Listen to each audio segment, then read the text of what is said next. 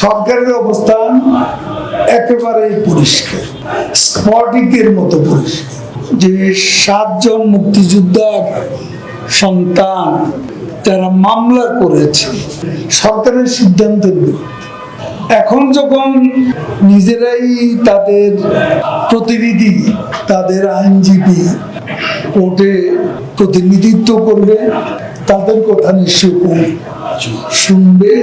ওটা সংস্কারের দাবিতে একটা আন্দোলন চলছে। পাশাপাশি পেনশনের বিষয়ে শিক্ষক সমাজেরও একটা আন্দোলন, কর্মবিরতি চলছে। আমরা এই দুটি কর্মসূচি চলমান অবস্থায় আমরা খুব সতর্কভাবে পরিস্থিতি পর্যবেক্ষণ করছি।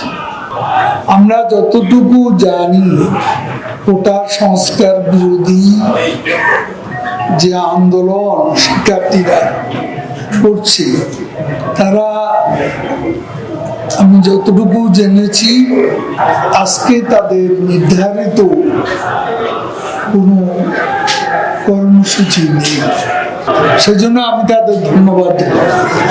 এমনও আমরা শুনেছি যে তারা উচ্চ আদালতে যে মামলা, তাদের পক্ষ থেকে প্রতিনিধিত্ব করার জন্য লয়ার অ্যাডেড পার্টি তারা নিয়োগ করেছেন এবং তারা আদালতে যথাসময়ে হাজির।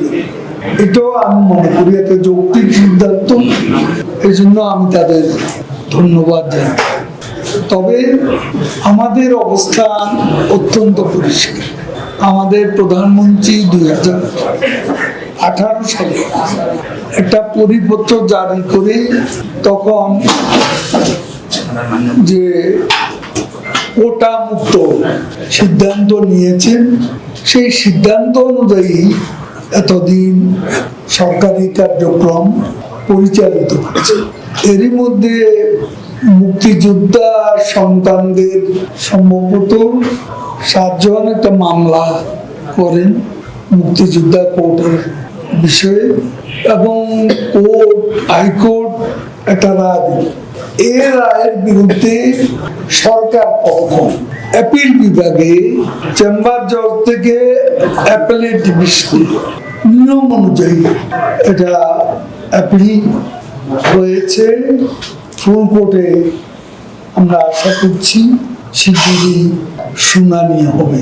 সরকার এখানে অ্যাপিল করছে কারণ যে 7 জন মুক্তিযোদ্ধার সন্তান যারা মামলা করেছে সরকারের সিদ্ধান্তের বিরুদ্ধে, সে কারণে এখানে সরকার এখানে অবশ্যই একটা পক্ষ, এবং সে কারণে অ্যাপিল বিভাগে সরকারকে যেতে হয়েছে।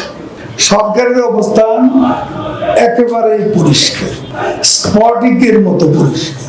আমরা যারা আজকে আন্দোলন করছেন, আমি তারা সম্ভবত কোটা সংস্কার চান। এখন যখন তারা নিজেরাই তাদের প্রতিনিধি, তাদের আইনজীবী কোর্টে প্রতিনিধিত্ব করবে, তাদের কথা নিশ্চয় শুনবে, সরকার পক্ষের কথা শুনবে। সব পক্ষের সাথে আলাপ আলোচনা করে সব পক্ষের কথা শুনে আমি মনে করি দেশের সর্বোচ্চ আদালত অ্যাপিল বিভাগ বাস্তবসম্মত একটা সিদ্ধান্ত নেবে, এটাই আমরা আশা।